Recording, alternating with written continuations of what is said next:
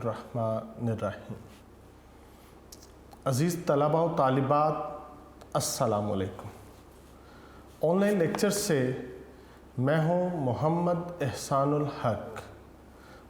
अज़ीज़ तलबा, आज का हमारा लेक्चर मज़मून पे है और हमारा मौजू है मेरी पसंदीदा शख्सियत।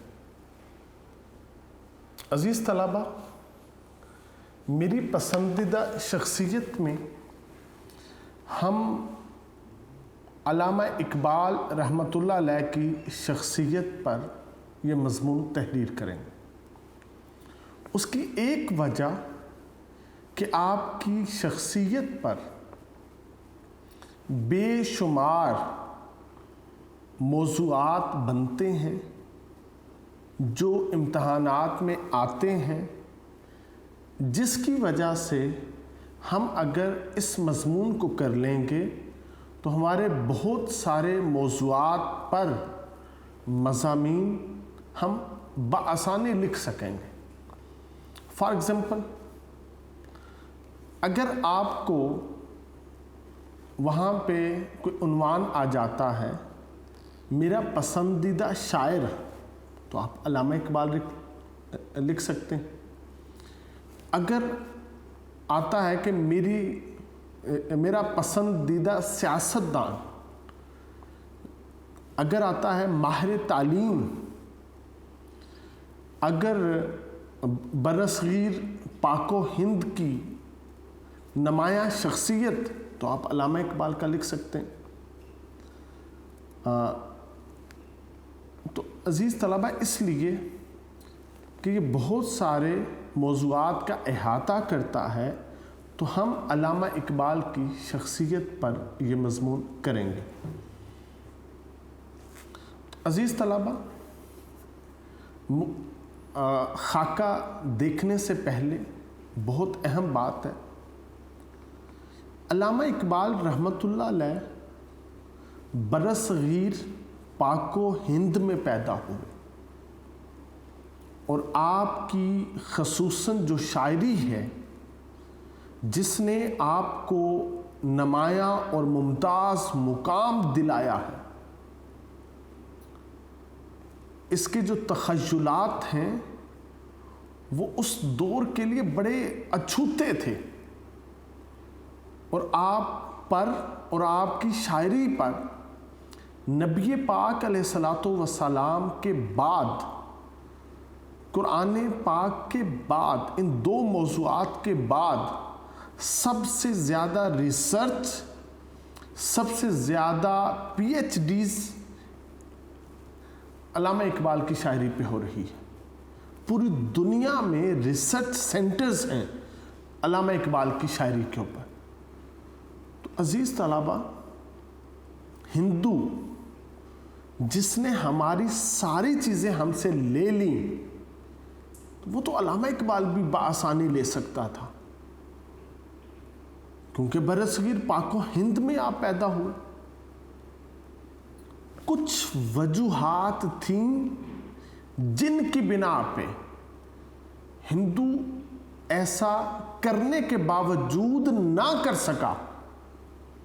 उनमें सबसे पहली चीज़ कि अल्लामा इकबाल रहमतुल्लाह अलैह ने बहैसियत सियासतदान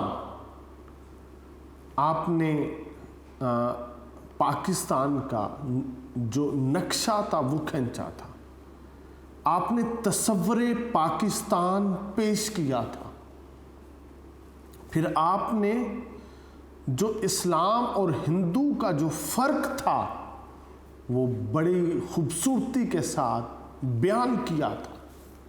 आप इस्लाम के दाई थे, मुबल्लिग थे, आप तो सूफ़ी हैं।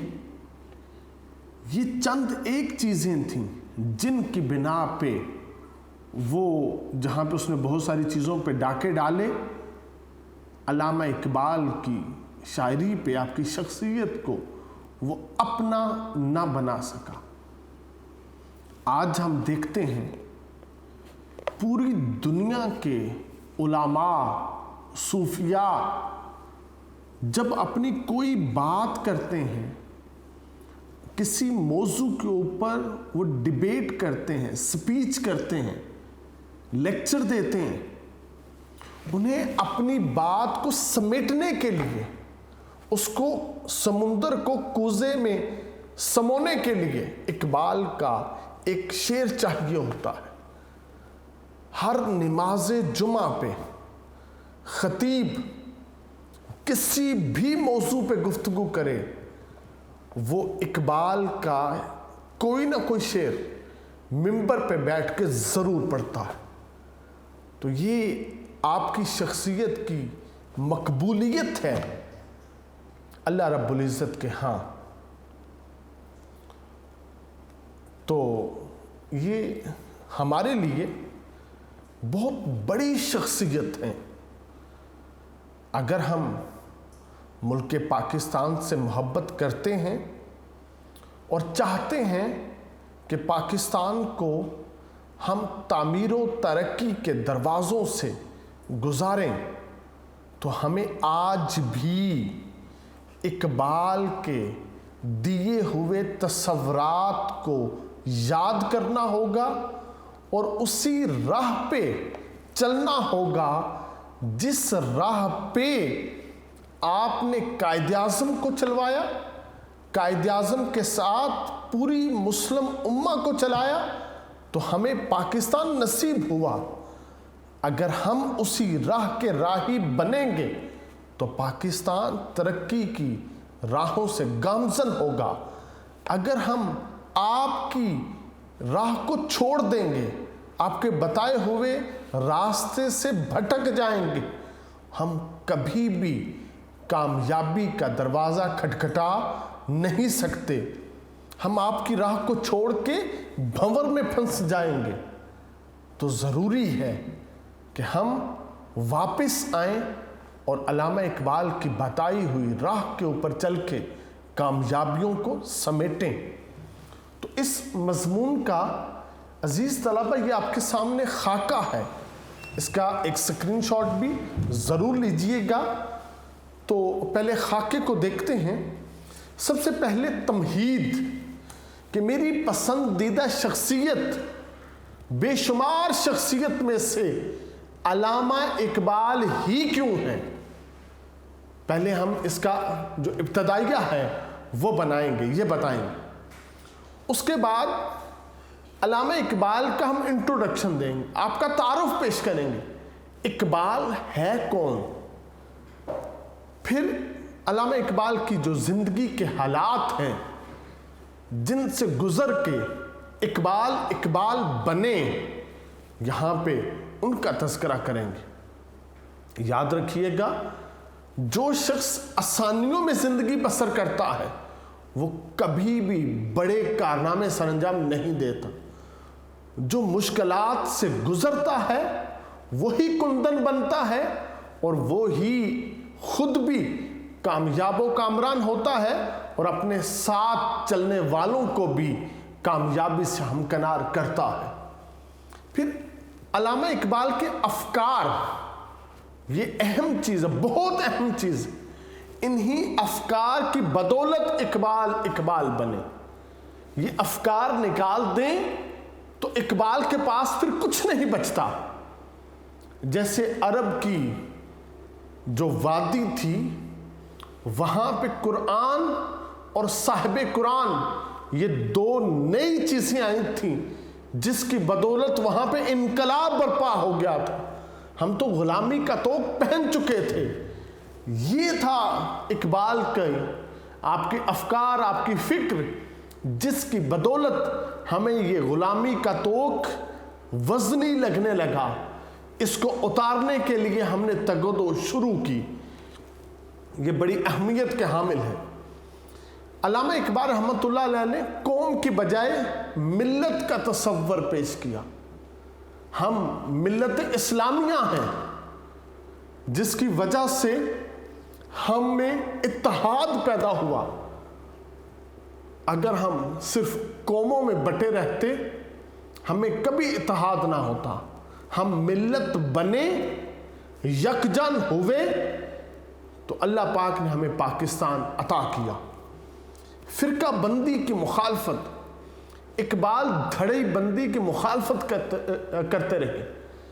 آپ نے لوگوں کو مذہبی تفرقے سے روکا، آپ نے لوگوں کو معاشی سٹینڈرڈ سے جو تفرقے بنے وہاں سے روکا، آپ نے لوگوں کو زبانوں کے اعتبار سے دھڑے بندیوں سے روکا، آپ نے صوبے کے اعتبار سے جو دھڑے بندیاں تھیں وہاں سے لوگوں کو نکالا، تو آپ فرقہ بندیوں کے مخالف تھے۔ اس کو دیکھیں گے مغرب اور مغربی تہذیب کی مذمت کی اقبال نے۔ اگرچہ ہم جن حالات میں تھے اپنوں سے اتنے خوش نہیں تھے، ان میں بہتری لانا ضروری تھا، مگر ہمارے کچھ لوگ دوسرے کا چہرہ لال دیکھ کے تھپڑوں کے ساتھ اپنا چہرہ بھی لال کرنا چاہتے تھے، جس کی وجہ سے اقبال نے مغربی تہذیب کا بغور مطالعہ کیا، اس کی حقیقت کھول کے سب کے سامنے رکھی اور بتایا اگر کامیابی چاہتے ہو تو اسلام ہی کے راستے پہ چلنا ہوگا، مشرقیت ہی اپنانی ہوگی۔ پھر غلامی کی حالت پر تنقید، لوگ تو مجرمانہ زندگی کے ساتھ کمپرومائز کر لیتے ہیں، لوگ تو غلامانہ زندگی کے ساتھ کمپرومائز کر لیتے ہیں۔ اقبال نے اس کے ساتھ کمپرومائز نہیں کیا، اس کی تنقید کی، اور تنقید ہر پلیٹ فارم پہ کی، ہر جگہ پہ کی، جس کی وجہ سے ہر مسلمان نے غلامی کی حالت پر گفتگو کرنا شروع کر دی۔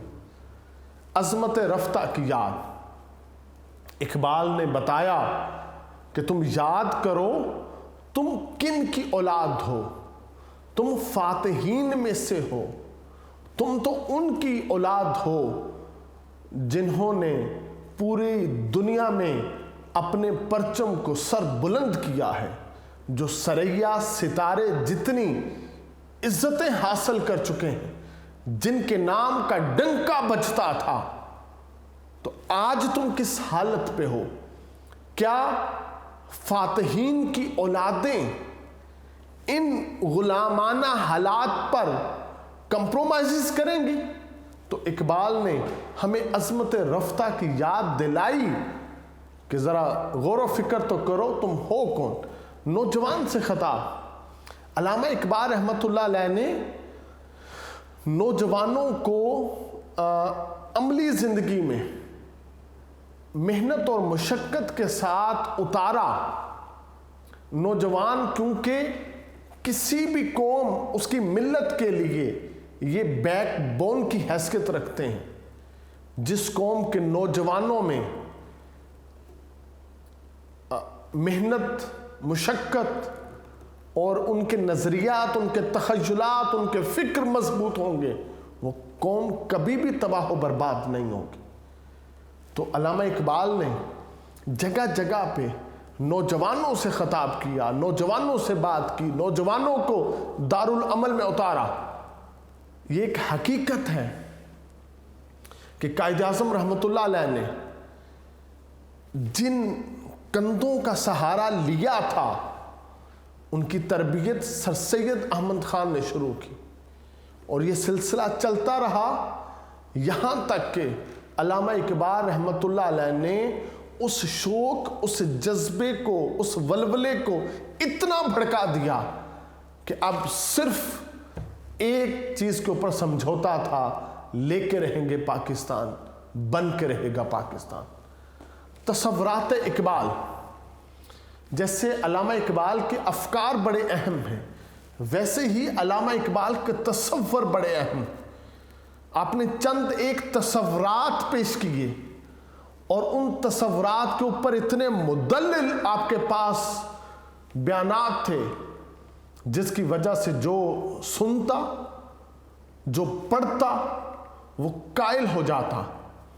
علامہ اقبال نے کوئی آسان گفتگو نہیں کی، آپ نے فلسفیانہ گفتگو کی ہے، مشکل گفتگو کی ہے، مگر اس مشکل کے بھنور میں لوگوں کو پھنسایا نہیں ہے، ان کا ہاتھ پکڑ کے ان کو اس دلدل سے، اس بھنور سے باہر نکالا۔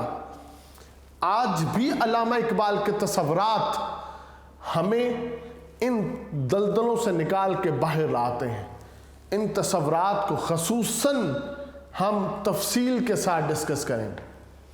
علامہ اقبال کی شاعری کے ادوار، آپ نے بچپن میں جو شاعری کی، پھر نوجوانی میں جو شاعری کی، پھر داغ دہلوی سے جو آپ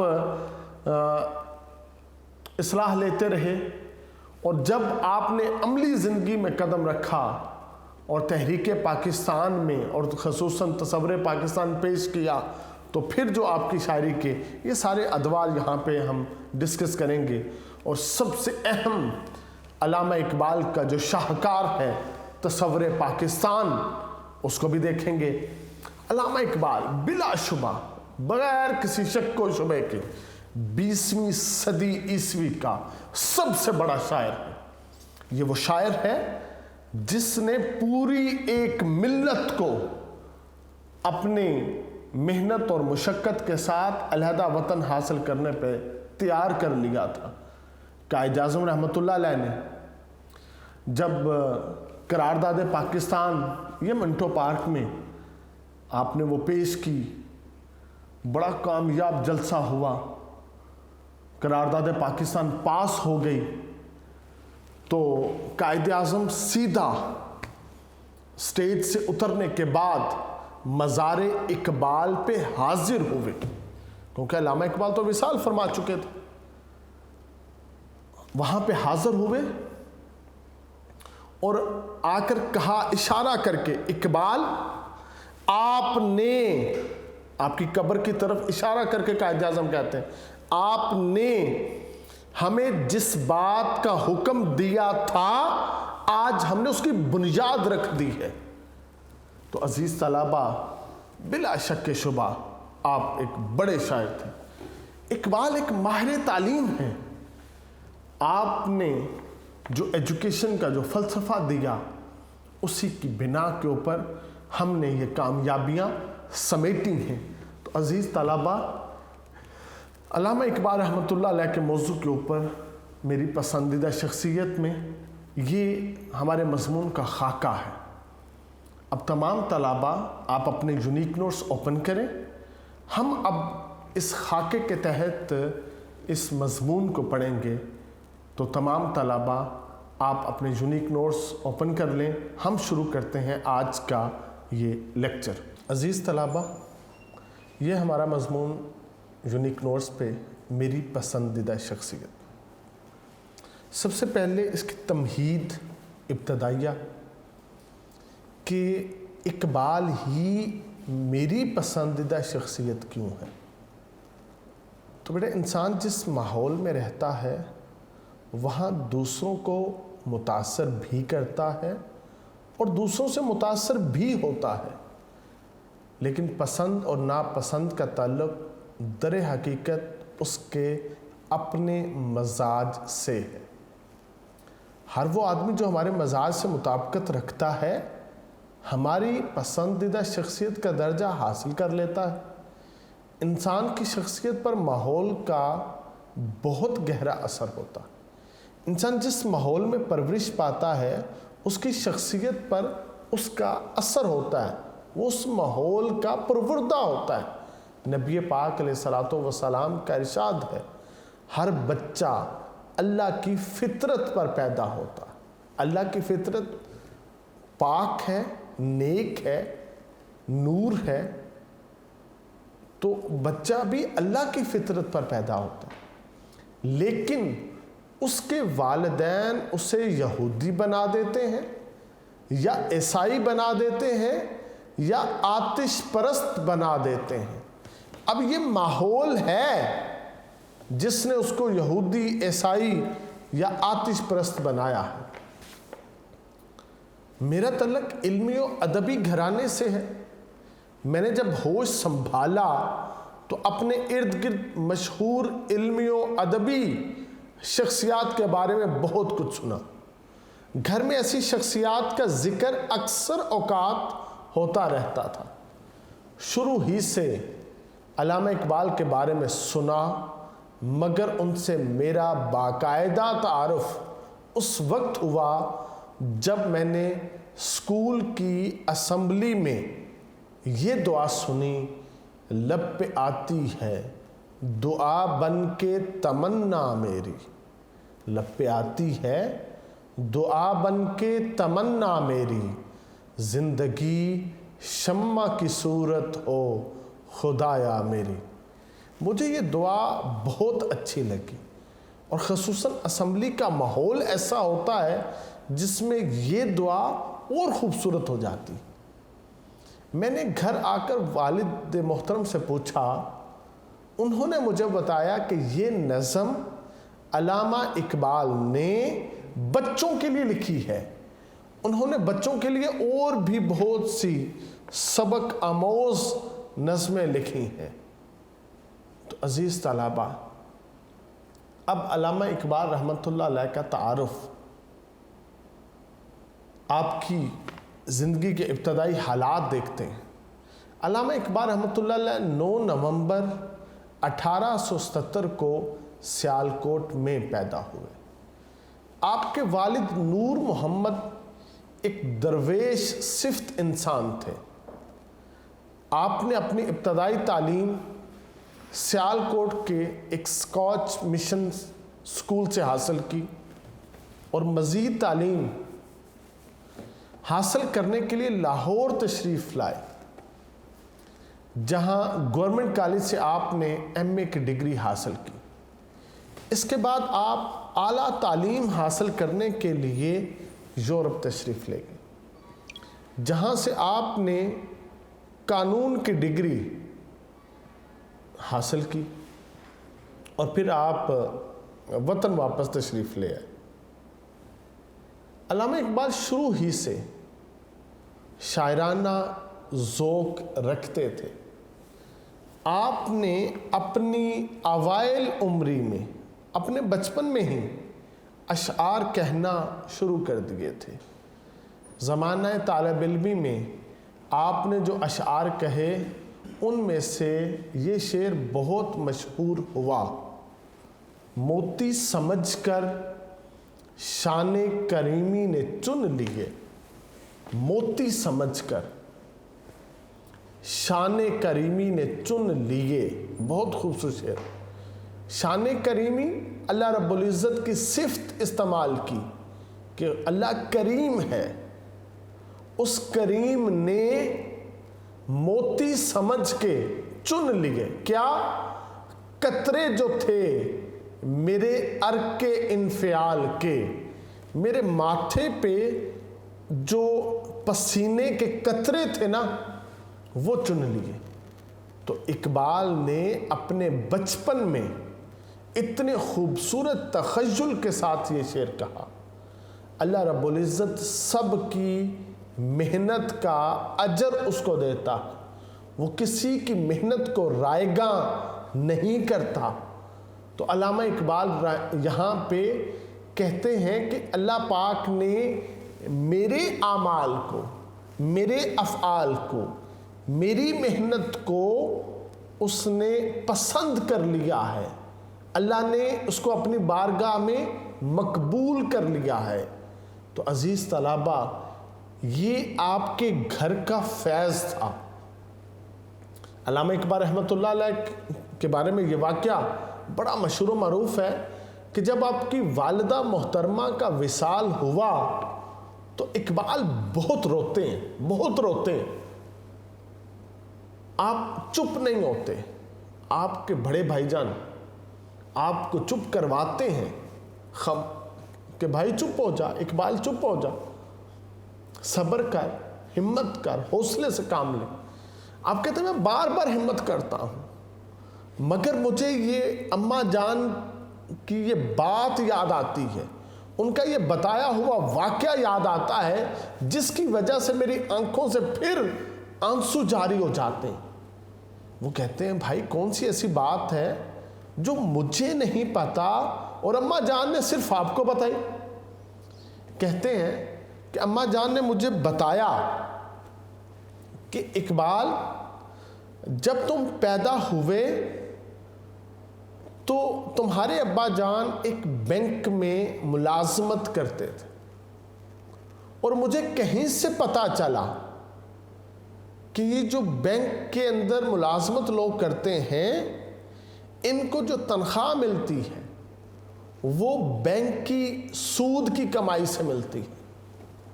تو کہتے ہیں کہ بیٹا میں کیونکہ تمہارے ابا جان کے نان و نفقے میں تھی، حالانکہ آپ کے والد نے مطمئن کیا تھا مگر آپ کو پھر بھی اطمینان نہیں ہوا تھا، تو آپ کی اماں جان کہتی ہیں کہ بیٹا میں تو ان کے نان و نفقے میں تھی، تو وہ جو کما کے لاتے تھے میں اسی میں اپنا گھر چلاتی تھی۔ تمہارے لیے میں نے کیا کیا کہ تم دودھ پیتے ابھی بچے تھے، میرے ابا جان نے شادی کے وقت جہیز میں مجھے جو بالیاں دی تھی میں نے وہ بالیاں بیچی، اور ان کو بیچ کے میں ایک سلائی مشین لے کے آئی اور ایک بکری لے کے آئی۔ میں سلائی مشین سے لوگوں کے کپڑے سیتی اور اس کی جو مجھے اجرت ملتی اس اجرت سے میں بکری کے لیے چارہ خریدتی اور اس بکری کا میں دودھ تمہیں پلاتی۔ کہ مجھے جب شک پیدا ہو گیا کہ اگر ان کی کمائی ایسی ہے تو پھر اگر میں نے اقبال کو اپنا دودھ پلا دیا تو پھر اقبال کے اندر سے صالحیت ختم ہو جائے گی، تو میں نے تمہاری صالحیت کو بچانے کے لیے میں نے یہ طریقہ نکالا تھا۔ تو علامہ اقبال کہتے ہیں کہ بھائی جان میں اس واقعے کو بار بار یاد کرتا ہوں تو آنسو میری آنکھوں سے جاری ہو جاتے ہیں، میں چپ نہیں ہو جاتا۔ یہ وہ فیضان تھا، گھر کی تربیت تھی۔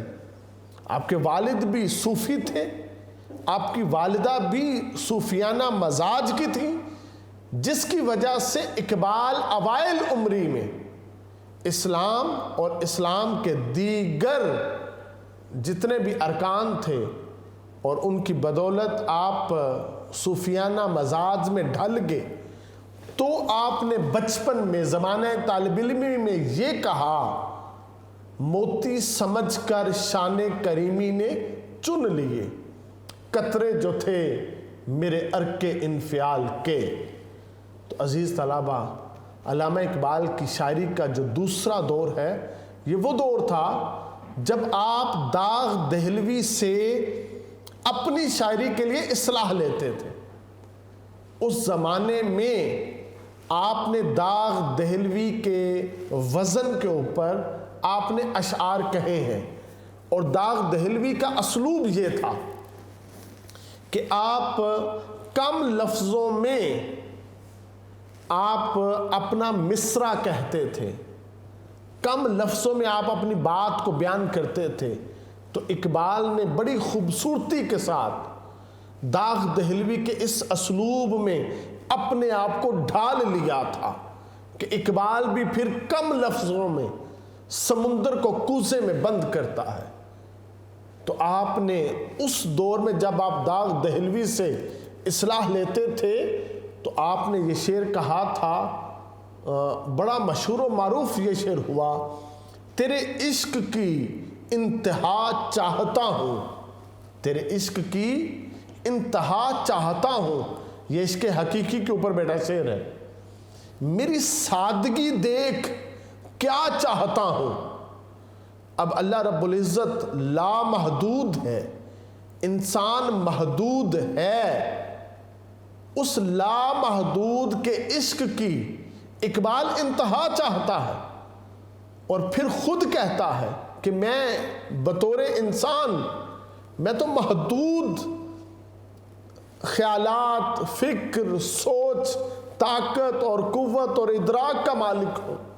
میں اس لامحدود کو کیسے سمجھ سکتا ہوں؟ میں اس لامحدود کے جو عشق کو میں کیسے سمیٹ سکتا ہوں اپنے دامن میں، تو کہتے ہیں میری سادگی دیکھ کیا چاہتا ہوں۔ تو یہ اقبال کا دوسرا دور تھا۔ عزیز طلبہ، پھر اقبال کا تیسرا جو شاعری کا دور ہے، جب انہوں نے وطن کے حالات کو پیش نظر رکھ کے نظمیں لکھیں، جن نظموں میں وطن سے محبت کے اشعار موجود ہیں، وطن سے محبت کی جو ترغیب ہے وہ موجود ہے۔ اور یہ جو وطن سے محبت ہے نا، یہ ہمیں نبی پاک علیہ الصلوۃ والسلام نے سکھائی ہے۔ نبی پاک نے جو وطن سے محبت سکھائی تھی، اسی محبت کو سیکھ کے اقبال نے آگے وطن کی محبت کے اوپر جو ہے وہ نظمیں لکھیں۔ ان مشہور ترین نظموں میں ایک نظم ہمالہ ہے، ایک نظم نیا شوالہ ہے، اور قومی ترانہ خاص طور کے اوپر بہت مشہور ہوا۔ آج بھی ہندوستان کا یہی قومی ترانہ ہے، سارے جہاں سے اچھا ہندوستان ہمارا، ہم بلبلیں ہیں اس کی یہ گلستان ہمارا۔ اقبال تو شاعر مشرق ہے، ہمارے شاعر ہیں، مسلمانوں کے شاعر ہیں، اور انہی کا لکھا ہوا ترانہ آج بھی ہندوستان میں جو ہے نا وہ پڑھا جاتا ہے۔ تو یہ علامہ اقبال کی شاعری کا یہ دور ہے۔ اب اسی شاعری میں آپ نے جو اپنے تصورات پیش کیے یہ بہت اہم ہے، یعنی علامہ اقبال کی شاعری کا تیسرا دور جس میں وطن کی محبت ہے بہت اہم ہے۔ اسی میں علامہ اقبال کے تصورات ہیں جنہوں نے اقبال کو اقبال بنایا۔ تو عزیز طلبہ، ہم دوسرے لیکچر میں علامہ اقبال کی اس شاعری میں اور خصوصاً جو تصورات ہیں اس سے آگے اپنے مضمون کو کریں گے۔ ابھی تک ہم نے اقبال کی شاعری کے صرف 3 دور انہی کو ڈسکس کیا ہے۔ عزیز طلبہ، اس کو محنت سے یاد کیجئے گا، بہت اہم مضمون ہے، کسی نہ کسی حوالے سے تقریباً ہر سال پیپر میں آتا ہے، تو اس کو ضرور یاد کیجئے گا۔ اللہ رب العزت آپ کو علم نافع عطا فرمائے۔ والسلام۔